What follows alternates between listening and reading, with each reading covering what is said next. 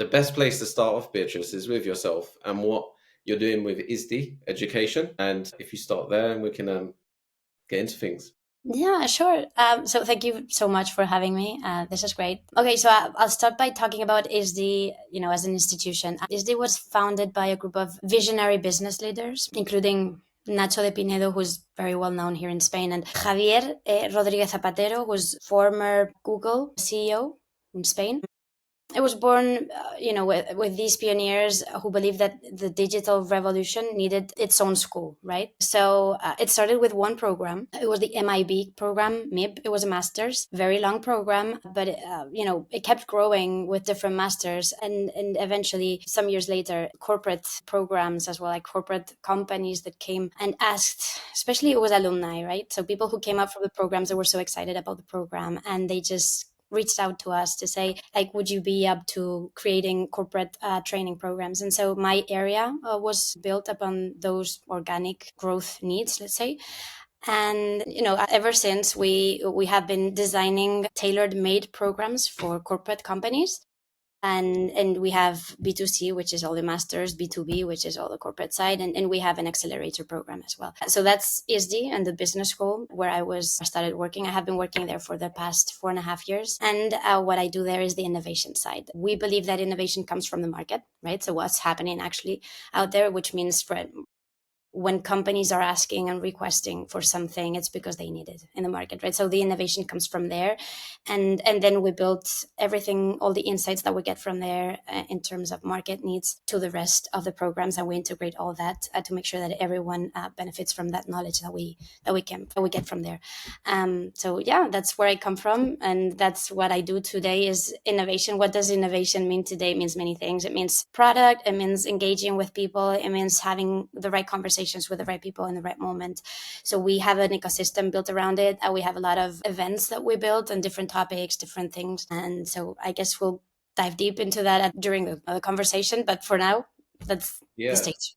Well, no, that's I wanted to dive straight in because you said something that really struck a chord with me, which was around the replacement. We started speaking about AI and innovation, right? And you were talking about sales, which is my background, and also replacing yourself, being so good that you develop a system. So I just wanted to unpack that a little bit because it would be great to understand your thoughts on that, especially considering that you're heading up innovation for a company that, from what I understand of it, is pretty innovative in itself in the education space and how Yes. it's digitizing things. So you kind of you're at the 1% kind of head of innovation. So yeah, it would be good to just unpack what your thoughts are. Yeah, that's a dream I have, which is replacing me completely, which means that I would be able to do many other things that I might be interested in. But it was a challenge that I once dreamt, like, what if my whole role would disappear, and you make sure that every single thing that I do is done by machines, by technology, by people in the ecosystem, feeding into all of the systems. So I had to break it down into different phases. So one of the big things that I do is business development, and that is selling the programs that clients need and request from us. So let's say that a big bank comes to us and says, I have this need for this type of audience, they are directors of this area. So the process would go something like, okay, so I get all this briefing. I try to go back and say, okay, who can train people in these different topics and these different messages, etc. Then I build a proposal. So that's, it takes time, right? So then I build a proposal of what that could look like, and then I get feedback from the client, and then I rebuild the whole thing, right? So I was thinking step by step, like, everything can be automated, right? So first thing, if I have a conversation with a client, what if I record it, it's transcribed it, and then I take it into a specific space. In this case, it would be Airtable, which is one of the magical tools that have discovered in the past years. It goes into a pipeline, and this tool has all the database on all the content that we can deliver from, we have all that from our database. Who has done which topics? How have they been valued? Like, we have a score for each session, for each professor for everything. You just feed the database, and the database is able to deliver the whole a program. Okay, for these people from these objectives and with these messages, because it's transcripted and they have that. I would say that this is the program that you should deliver to them, and this is the context, translated. The whole machine works to spit, I would say, to spit a program, and it can even automatically be sent, right? Mm. So there's a lot of value that our clients perceive on the, do you say artesany? Like when you do pottery and things like that, it's artesanía. So it's been taken care of. We take care of everything. You cannot eliminate, obviously, that sense, or that, yeah, that sense of I've been taken care of, right? It's not a machine that's doing the whole thing, but there's a lot of pressure on the way we work, and it takes so much time to do all that, taking care of each one of the clients, that it's difficult to scale. So how can we scale the whole thing and eventually even me disappear? What do I need to do as an innovation practitioner? Trends, making sure that I get the pulse of everything that's going out there. That can be automatic. What are people talking about? What are the hypes? What are the things that are coming up? I even automated like a content creation process in which we could create valuable content for people based on what other big players are saying that is going to happen. Forrester, or maybe you get Gartner, or trends that are happening. You just put them all together and make sense of what they're saying and doing, and extract a 10 different things that might be interesting for our community, which is different, like of the community of Gartner, the community of Forrester, the community whatever. So that could be very fast delivery, and you get at least 80% of what it could eventually become. And that is one thing, like the pulse, like what's happening out there. Another thing is having the right conversations with the right people. That is very difficult to get automated, but it liberates my agenda to make sure that I have time for those people to listen, to understand what they have to say. When we interview, and at ISD, we do not interview like what are the things that you might not learn, what you want to teach people. If somebody comes to me and says, I want to teach digital marketing, like I have 2,000 people like doing that. Like I don't need more content. I need messages. Like, what is your message to the world? And I remember one person coming up to me and saying, so AI is going to empower a lot more senior people than junior people.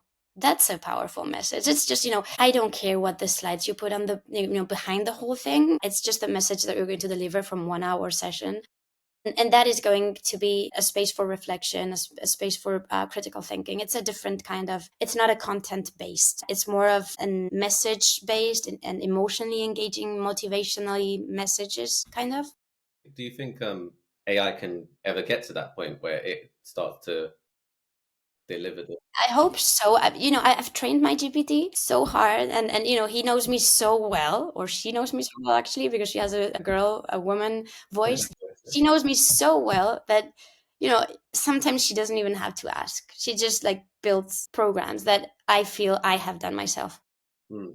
because you give constantly feedback. Yes, on this way, no, on this way, just go on this direction, this one doesn't feel right. And sometimes I don't even request anything. I just put a name, let's say cybersecurity, and she's able to build like a whole program with a storytelling, with emotion. Is it's like the whole journey of a program of what a person needs to feel through the whole process. And this is another thing that I would bring up. We're shifting from content driven to emotionally engaging driven programs. We cannot change the way people learn just by that, or the way people engage with content in one day. Like sometimes it's just, we have a 1 day training and we want them to do this and this, and they want magic, right? So you cannot change how people work, how people do it, like in just like a couple of training sessions. So what we do is we're not training in content, we're training in emotions. And what I mean by this is sometimes we need to shaken up people, like this is coming, hello, we need to change the way we work, and it's just about emotion, right? And so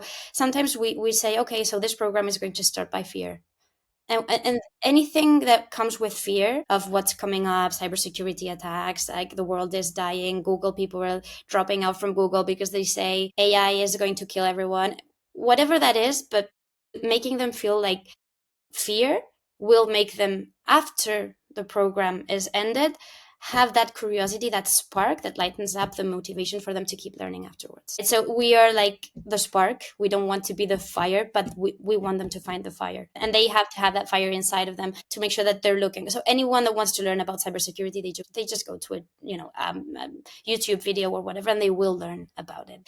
But you have to put the emotions part of the learning experience, especially when it's in an expensive business school, and they're not going to, we're not going to be there with them like every single moment of the process, but we're going to be there like a couple of days, maybe a week, sometimes a whole year, it depends. So we play a lot with emotions. That's the second part. That is not AI automatic, you can't automate that side.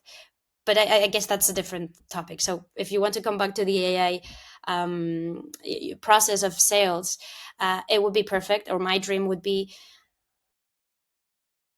I hung up with a client. I have the transcript of the conversation, of what they need, of the briefing, and once I hang up, I have the proposal being sent like seconds after that. Mm.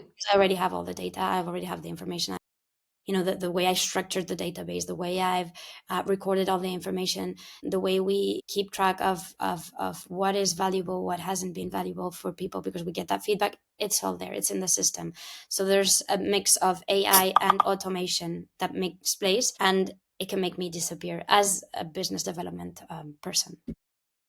Yeah, well, that's actually a good thread because throughout the thread of AI, the emotions that are being evoked through the content online that you're publishing, I guess as a digital school, that's a very important factor, is that you need to play with the emotion far more because it has to be engaging, it has to grab the attention far quicker than if there's a physical environment attached to it. But also with the sales environment, emotions are a key point. And one thing that I remember is that I called someone. I gave them a call. Random guy just was helping my team train them on calling, and we 5 minutes into the call, he attended the boxing event that I have attended. So it was Anthony Joshua versus Usyk, and I don't know how we got to it, but basically we started talking about that, and we was like, "Oh, you were there. Oh, great!" And that's like a human experience that is very hard to replicate with AI unless it's manipulative, which is that it's faked to get to that state.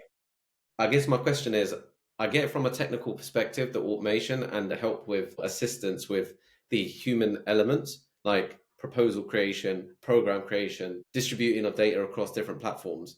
Do you think there ever comes a time that it then also is a layer that replaces the human uh, interaction from a sales perspective, for example? Because that's what I was intrigued by, because I feel like my stance is more on the side of it's there to enhance, and a lot of what you've been saying is enhancement. Even when you spoke about the trends that it's able to gather, but that you would be speaking to the individuals yourself, and that would give you more time.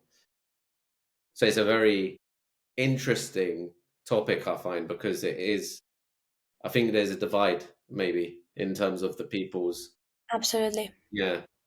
Yeah, I mean, the way I see it is, it depends, as always. Like, that's a very typical answer, but the type of sales that we do in B2B here is consultative sales. You're not selling. I was having this conversation with my husband. He's a CEO of a company, and I was asking, like, how do your salespeople sell? Like, how does that work? Because I want to get the best practices of each one. I mean, he's like, so we have a deck, and they have the product, and they have the conversations, and they sell. I'm like, wow, that's an easy peasy thing to do, right? Like, every single client that I have Mm. needs a different product. Hmm. So the product is going to change, and it's going to be tailored. So the type of sale, and it is consultative sales. So you need to tell them how to incorporate your programs to, in my case, or how to design them, and the same as but the product changes all the time. So I guess sometimes when there's automation, there can be for products that already exist, and they are like there. You can, all the sales that you can do on Amazon, or things that you have people commenting, etc. I guess that for people like us who need that connection, we need to differentiate between things that can be automated and things that need that human touch, and design the milestones to make sure that those touch points are being taken care of in a very you know, that it's, I can give you an example. In my case, we have very big clients, very very big clients, and they come in to our business school, and they have, you know, their C-level people come in and, you know, go through training programs or something like that, and we need to make sure that when they come, we are there, they see the face, and we go down there and we show them like where exactly they're going to be sitting down, what are they going to be eating, what is the process, like communication around what is going to happen during the day, what are they going to eat, when are they going to have some time, you know, to get phone calls, whatever that is, they need to be taken care of. And sometimes we just, you know, in my case, like you design the program, you sell, and then you have the ops team taking care of the whole thing, but they need a face. And, you know, I sold it to you, why should somebody else be speaking to me, like I, right? And that experience we have had to design each one of the steps that where we need to be and the ones that we don't need to be, because there's a lot of logistics involved, and there's a lot of things that really bring no value, especially to us. If we have to sell and we have specific objectives, we cannot be all the time there for one client or two clients. But those moments, the key moments that we design and define from the beginning, we need to be there. Yes, that's the way we do it at ISD. Yes, I guess that threads into the the title of innovation director, which is that I think for a lot of people out there, that's not a normal title, right? For myself anyway. What, Beatriz, would you say makes up innovation director in terms of you mentioned there is kind of like knowing when to be in certain processes, when to be out. Is that what kind of even got you into the space in the first place? Were you always just attracted to technology, was it, or is it just a methodology, a thought process? What's behind It innovation? started. It started with methodology when you know I studied psychology, so I'm a psychologist from the studies. But the first job that I had was at Deloitte, so that's consulting. And the first project that I was a part of was innovation. It was an entrepreneur. We had to advise entrepreneurs on how to build companies, right? And so I did study a lot on methodology and the ways, you know, you build those programs, companies in startup, a lot of lean startup and agile and things like that. And I just, you know, it was at the beginning when when it was starting at, let's say, Silicon Valley. So I went through all those trainings. I reached out to a lot of people who knew about it and who had been building companies as well. To train myself, I had to train a lot of people. I think it was 900 people that I needed training on these topics. So I needed to train myself first to make sure that I was delivering the content and delivering the methodology, the ways people innovate, simple things. So how to make innovation easy. And I came up with many frameworks, one of which I loved. It's called 10 Types of Innovation. Hmm. Basically, what it says is if you get the biggest, most innovative companies in the world, you put them all in a spreadsheet and you analyze what makes them innovative to all of them. And there's a lot of data science behind this, but you know, a lot of analysis. You can come up with all these 10 types of innovation, and there's one in product, another one in customer, another one in processes, another. So there's many different types of innovation, and innovation doesn't need to be super sophisticated. It could be very simple, just as, you know, change the pricing model. Like Yeah. if you go to a hairdresser, like why can't they have a membership program? Mm. And you know, normally, so it's just combining different things that makes something that you would say that why would that work, make things that you believe wouldn't work like possible. So you know, you get all these frameworks and you start to understand like how to manage innovation and what it means and why it has been generally so not specific, that sometimes you come around with these tools that make it more specific and tangible, and you say, wow, I like this world. So I went to do my MBA in San Francisco, you know, yeah, after knowing all the methodologies people. I started becoming fan of, instead of footballers, I went to see experts in innovation. Mm. And my husband studied the MBA there in Berkeley. I studied my MBA in San Francisco in a business school, and we went on the afternoons to all these meetups that, the whole energy of the city, and what people, and I started seeing my idols, right? Like, I was a fan of a lot of people, and they were there, and I was like, okay, I've been studying these people for so long, and I get to have a conversation with them, and when I finished my MBA, I was hired by Visa, a payments company, in the Hmm. innovation. It was the innovation center of Visa. It Okay. headquarters in San Francisco. I spent there some time, and we just learning how people are doing things, how innovation is being built, what processes are being put in place to make the science of innovation stop being an art and become an innovation, like a science itself. So how do you innovate? So you have plan A, B, C, and start the process, and making feel the people that innovation is more about a process than an art. That is very, very insightful. So that's how I started in the innovation space. When I came back here, I started back working on innovation again, but in a bank, and doing app development. So the app of Santander Bank. Really? Okay. And we were designing the experience of what should that feel, and then I was hired by ISD. That's like the whole trajectory that got me to what it is. Innovation is, there's so many things into that, but what it means in ISD is mainly, different trends that are happening, things that are going out there that, might be something interested. So when it came to the metaverse, like, everyone was on fire with metaverse, so we built a program around metaverse, and just making sure that everything that is out there, and generates interest, and might be interesting for the future, Web3, or now we're doing a lot of quantum computing and things in the data space, a lot of things in the data space, edge computing, things like that. So just making sure that we have that in our portfolio, and we understand that if people need to be updated, we are the ones they would come to. So less traditional and more innovative and visionary. Like, what would that mean if you do futures design, for example? What would this trend mean for us in the future? And these are the signals that get us to this future, right? That's what it means for me to be in the innovation space. Yes. No, that's a very good, insightful answer, Beatrice.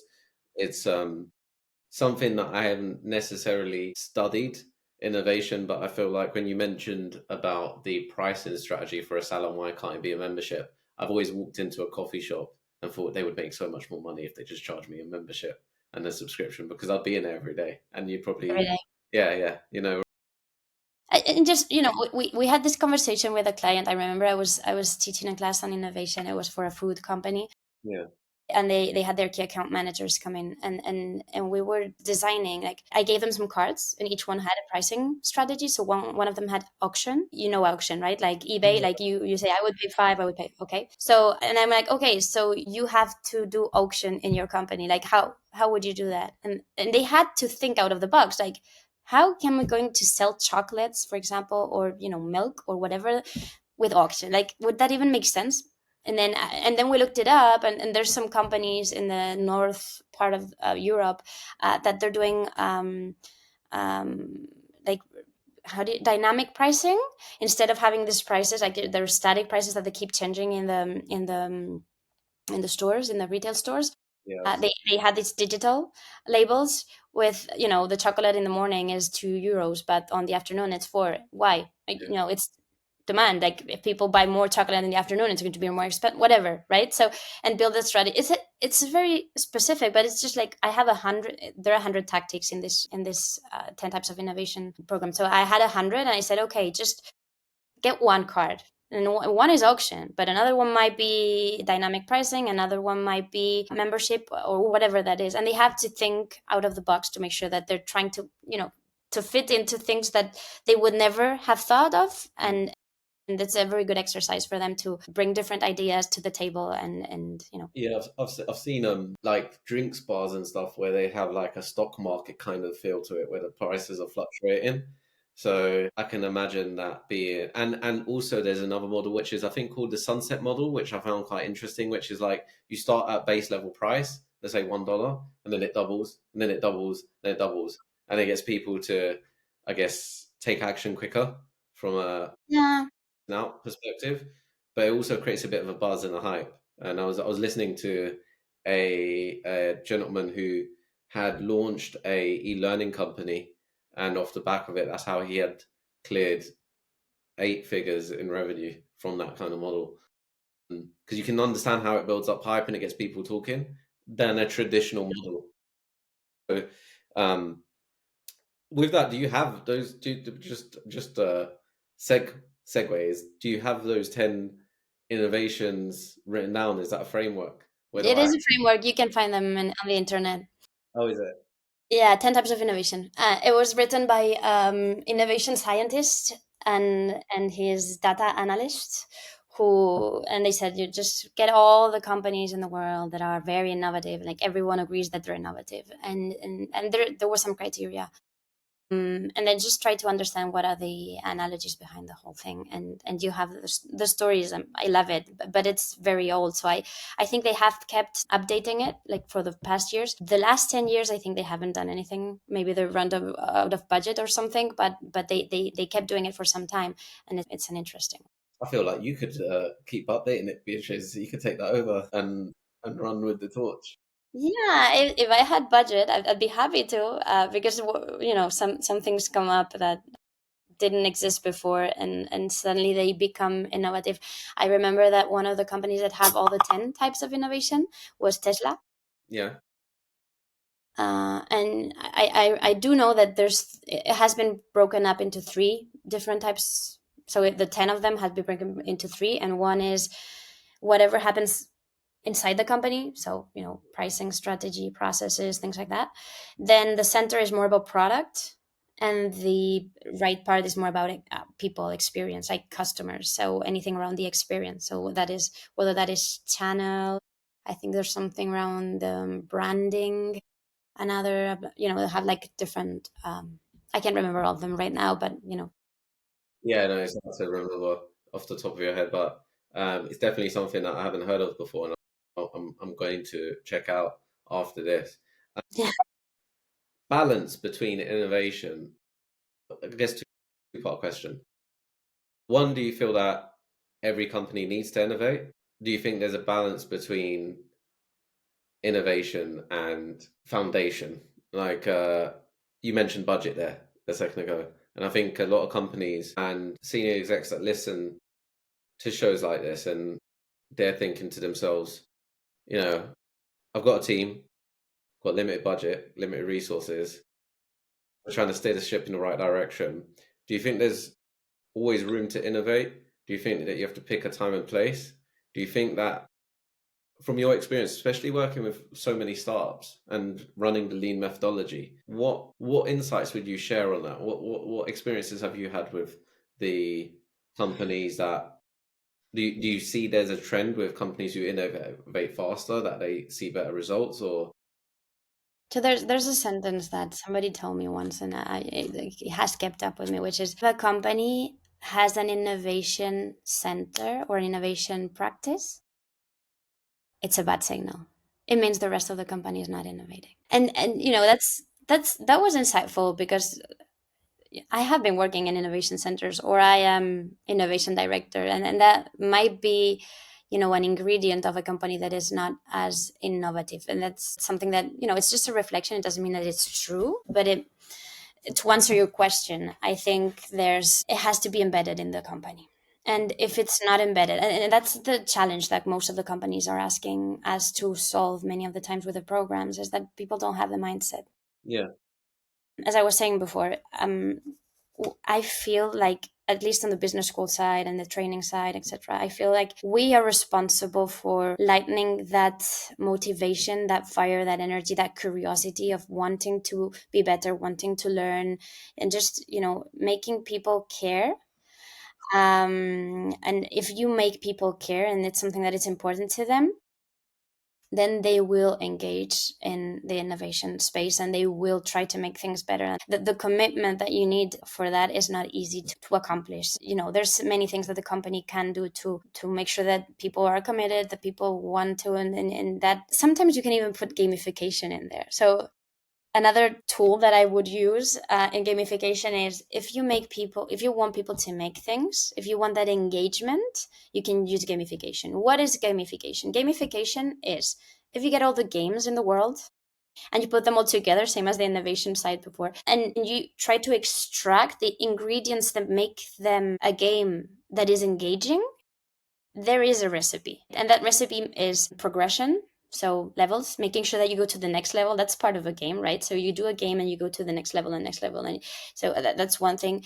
Mastery can be another one. So make sure that others know that you have mastered something. So there's certifications. There's, how do we do this? Like there's other things like immediate feedback, things like storytelling as well. How we do it in, at least in ISD, is we mastery, for example, we've done it in programs that say 2 days, and you put them out there and you just bring people that are naturally want to be part of, want to be perceived as masters in something specific. So you can bring a very important person of blockchain, or someone you want to give a lot of visibility and you want that person to engage with something and commit to something, make them speak about it, right? So if you want the company to be more innovative or more whatever, bring the 2 or 3 people that you really need them to be the ones leading the whole thing. If mastery is one of the ingredients of the gamification, if you make them own it and say it out loud and make other people want to be part of that, that's just bringing them to a round table, or making them design their TED talk around innovation, or making them do whatever that is, but you bring them and you put them in top of a spot, and you make other people look at them and listen. Then the ownership is built. But you can see I'm not bringing content, I'm not bringing professors, I'm not bringing experts, I'm not bringing everything. I'm just bringing the design of, you want this person to be engaged with this, make them speak about it, right? That's one thing. You want them to be feel that they're making a progression and that you're moving forward. We've printed passports and we stamped that passports. Okay, you went through this program. What are the key messages that you got from this? And we've been stamping things physically to make people feel that they're going to different levels. So using gamification to make sure that you're moving through what you want the company to promote, that could be a strategy that we've used, and that's one of the innovations that we use on the educational side. It's fascinating. Yes, I've heard this a lot because we run a lot of communities, LinkedIn groups, and one of the questions we get asked is around how do you make it more engaging? How do you get people to want to be a part of it more? And what you said there regarding getting these people, shining the spotlight on them, getting them to speak about their topics of mastery, what they feel comfortable with. Is that where you're going with it? And attaching that to the subject or the topic at hand, so that then they've got the attachment to they feel a part of it now, and they feel confident about it as well because of the content they're speaking about. You're giving them a content that they feel naturally that they can vibe with, that they're confident about. Is that am I getting that right? Yes, the whole point to me is, how do you use gamification to fulfill your objectives? Gamification, what it does basically is get all the dynamics of the games that make that engaging. And those are ingredients. There's a very good book about it, but there's, I don't know, I can't remember the name, but there's all the ingredients of what makes something engaging in the games. Why is a game engaging? What are the ingredients? And these ingredients, if you just put them into the different training programs, you make sure that you accomplish. But there's the design. There's a very, the pottery design that I was saying before, that you have to design to make sure that you're getting mastery. Sometimes it's not only about what they know and control. Sometimes it's a mix of what they know, build your TED talk, and a message that you give them. Like, you have been selected and we are proud to let you know that you are going to be one of the top voices to make the culture change. We have identified you as a leader that is not, it's not a boss or something. It's just a leader, internal person that moves people. And that feeling of being selected, that can be one of the elements. And then just making sure that they deliver specific message to make them own that message. That makes the whole difference internally. So again, as a business school, we're not delivering content. You can find content anywhere. It's easy to find. It's more about the journey, the emotional journey, the different elements and pieces that make a program what it is, and just living around the storytelling. I have another example. We've done it with recruiters. Hmm. They asked us, they say in Spain, recruiters have not been seen as strategic mindsets, and we need them to be more strategic or to elevate their speech to in order to be perceived as a strategic advisor, a person who we listen to, right? So many times what we call to a company and say, bring me 3 profiles of this and this is the job description, and they would just bring 3, and the client will go, no, thank you, next 3, Yeah, yeah, right? And you don't get the respect, and they assume you don't understand their business or whatever, and they don't speak to you at the same level, right? So they came to us and said, how can we make our recruiters be perceived at that way? And we made a program like on the strategy side with a lot of interesting content, but basically the most important part of it is that we gave them, we call them the RIA, like a CIA, recruiter intelligence agency, right? And so they became from the intelligence. And so they first day they went to a class and they received their identity because they were agents, and their new identity was to be, each one had a different one, right? But most of them, it's just their profile elevated into the next level, and you have to be this, and this is what you're going to be. So there was corporate espionage, for example. So if they want to find the right person, there's a lot of corporate connections that they have to have, because they bring people from different competencies and the competitors and things like that. So they have to have good connections, and they had different goals and objectives. We call them missions. So they had different missions that they had to accomplish during the program. So conversations with key leaders, interviews, whatever that is that made them that next level profile, strategic person. So there's gamification there. You design something that is special, and it's a different thing. It's not that you put a YouTube video with content. So that's the way we engage all of the people. But again, it's gamification. Like, how do you put things of gamifications into programs, and you embed it to make sure that you're going through the right emotions and you're building the right skill set for the people. yeah. The there's a triangle that is a I'm a big fan of. It's the Maslow's hierarchy of needs. Love it. Yeah, Love it. yeah, yeah. And I remember learning about it in secondary, and only until recently, maybe the last 2 years or last year even, has it really stood out to me in terms of above food and shelter, you've got status, social, and growth. And what you're talking about there with your approach to getting that culture embedded, because it's a culture shift. It's not easy to do. People are stuck in their habits, so you really have to drive that forward. And it sounds like you're really utilizing the understanding of status. Hey, here's your RIA pass. I love that. Yeah, the analogy you just drove there, because we've been one of the programs that we designed was inspired in the Maslow. So how are you going to want people to learn technology if they don't even, if they're not able to breathe, right? And to breathe might mean a different thing in different companies, but we do that small assessment at the beginning to make sure that if we want to go up there, the expectation is to get to the top part where you're actually doing philosophy of the life. Then you need to start in a specific point, and you to set expectations as well. Sometimes we cannot get there. Like, you just have a company with the specific profiles. The moment you're going through is terrible, because half of the people are being fired. The emotion is completely low. Like, if you don't rebuild the trust, you're not going to be able to teach them anything around this and this. And so there's where the value that we get on the consultative sales part, that they can say, okay, so I don't have to be as ambitious at the beginning, and we try to be an advisor through the process to make sure that they understand, like, we've done this many times, like we do this for a living, so we know that that's not going to happen. And just, if somebody tells you and tries to sell you a different thing, just reevaluate to make sure that you're understanding, like, where you want to get. Mm. And there's this book, maybe you have read it, the CEO of Netflix, who wrote the No Rules Rules. You've read it?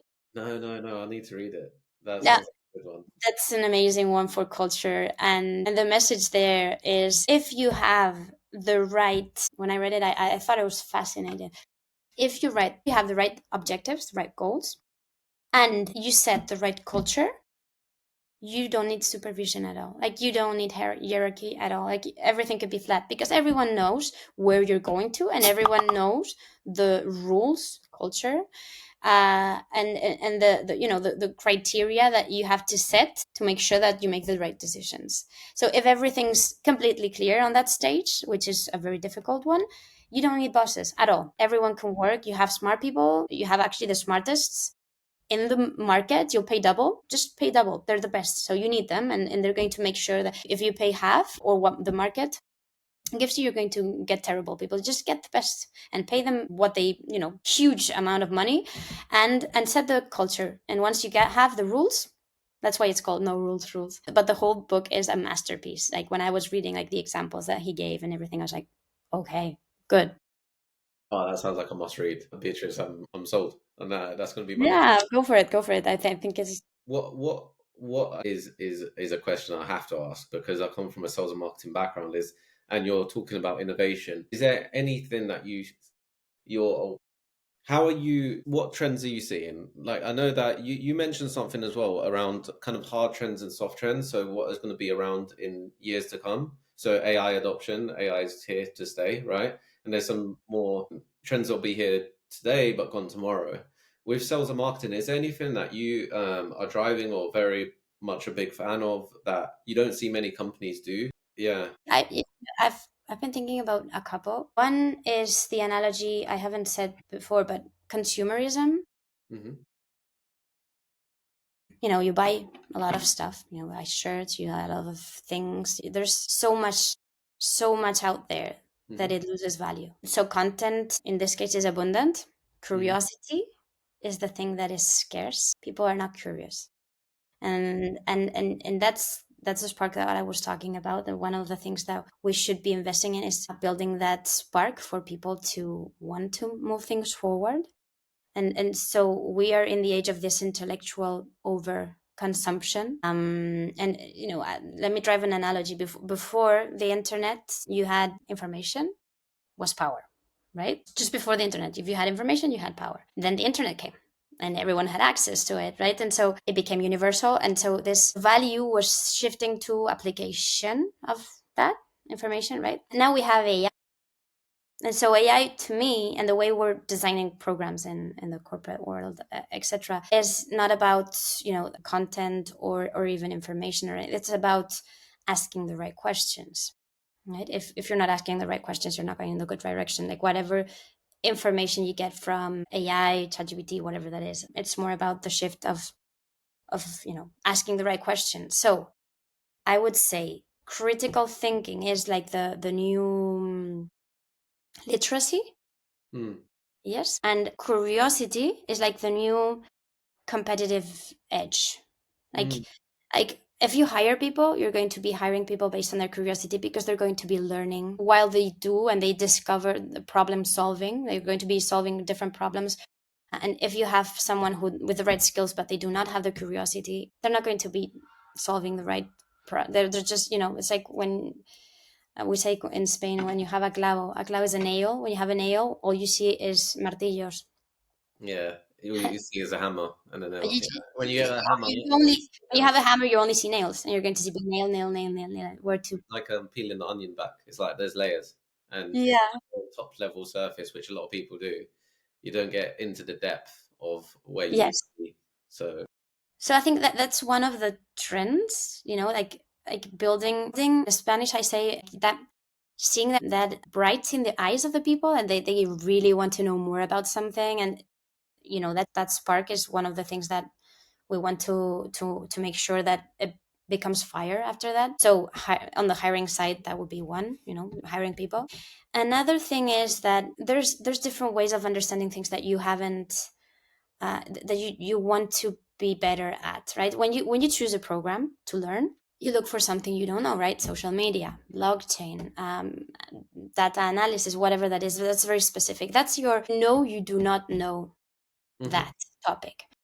But what about the unknown unknowns? There's things you don't even know that exist and you might be interested in, right? And the unknown unknowns is one of the trends that I think is shifting in the education space, which is set yourself into spaces and things, that go to places, move around, go to events, talk to people, be interested at things, just ask questions, and then you're going to find things you don't even know that existed. Today, my husband, he didn't know that search fund existed. The search fund is a model of buying companies. You look for a company for 2 years, then you find the right company to buy, you buy the company, and then you make it grow, and then you sell it, right? That's a model. He didn't even know it existed before he went to Berkeley, right? And then he went to Berkeley and fell in love with the model and the process and the way that operated and why it made sense. This makes sense because they're companies that are small enough not to be interesting for private equities, but they're big enough to be an entrepreneurial project. So they have like this sweet spot. So they're a different category, and that's what he does today. And he bought a company. He's helping their collaborators grow the company, and he will eventually, I guess, sell it in the future. Mhm. So just expose people to the unknown unknowns, which brings me to the trend. And to me, the trend is build reflection spaces. So it's not going to a business school or anything to learn a specific thing, but just provide spaces for people to connect. And the value here is the people that you select to be part of the reflection space.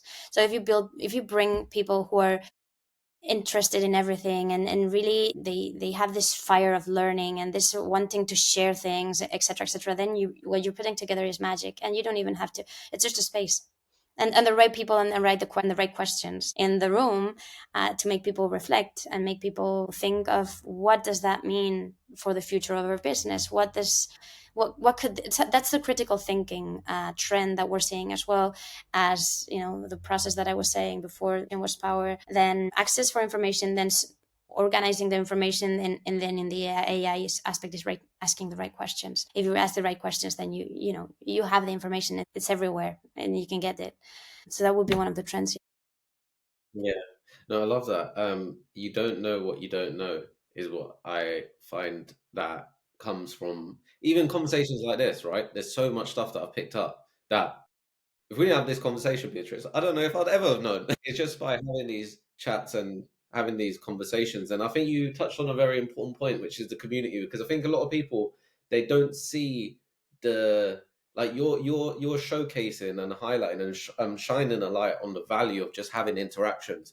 I think sometimes people are coming into communities, or they're trying to create their own community with just one very narrow-minded vision. A lot of the time in the space of marketing, it's like, I'm going to build a community and monetize it, and that's the wrong lens, I believe, to look at something like that through. When you can look at it from a far more profitable lens, in terms of both, one, it's going to give you that spark, but two, it's going to get you and give you the right attitude to start having conversations, just to learn, just to interact, to get to that point of those eureka moments, those moments where your eyes light up and you're like, oh, damn, that's proper interesting. It comes as a surprise because you never know when it's going to appear. But when it does, you're like, that's awesome. I want to do more of that. Just some reflections. I remember last week we had a session with one of our experts, and he asked a question and everyone was wow. So he asked, why do people go to gyms?